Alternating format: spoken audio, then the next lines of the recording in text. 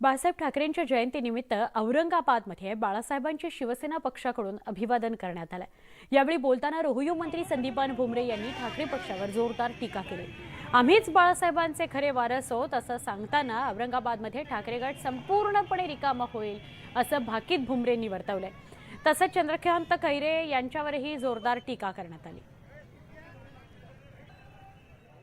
मला एकच सांगायचं की आम्ही जरी रक्ताचे वारसदार नसलो पण आम्ही विचाराचे वारसदार आहे आणि बाळासाहेबांचे विचार घेऊनच आम्ही पुढे चाललेलो आहे। आजच्या रॅलीतून तुमच्या लक्षात आलं असेल की आता इथून पुढे हे सगळे बाळासाहेबांच्या विचारात म्हणजे सामील झालेले।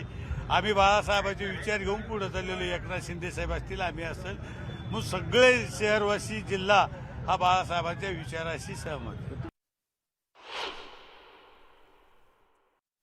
खैरेला कोणी घेतच नाही, पहिली गोष्ट काय खैरेला कोणी तुमच्याकडे आले तर आम्ही घेऊ शकत नाही। त्यांना घेऊन काय उपयोग होणार आहे? काय उपयोगाचे नाही, काय उपयोगाचे नाही। उलट त्यांना घेतलं तर शिवसेना नाराज होतील, शिंदे गट नाराज आहे। हो, त्यांना घेऊ शकत नाही।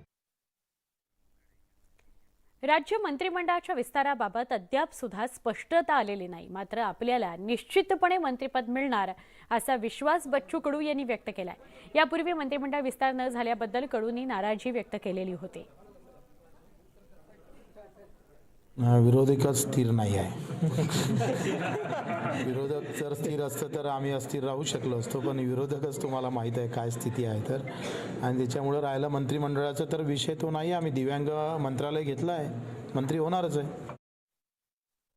पुण्यामध्ये कसबा आणि चिंचवड विधानसभा मतदारसंघाकरता पोटनिवडणुका जाहीर झाल्या आहेत। या पोटनिवडणुकीसाठी सगळ्याच पक्षांनी कंबर कसली आहे।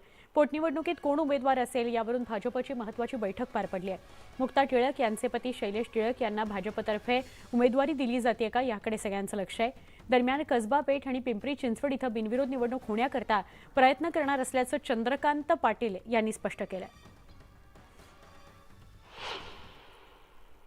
बिनविरोधसाठी प्रयत्न तर आम्ही करणारच, पण असे प्रयत्न सुरू होण्यापूर्वीच महाविकास आघाडीच्या महान नेत्यांनी निवडणूक होणार असं सूचित केलेलं आहे, तयारीला लागलेलं आहे। काही उमेदवारांनी आपले पोस्टर्स लावणंही सुरू केलेलं आहे आणि त्यामुळे बिनविरोधसाठी प्रयत्न करत असताना गाफील न राहता निवडणूक होईल असं मानून आम्ही तयारीला लागलेलो आहोत।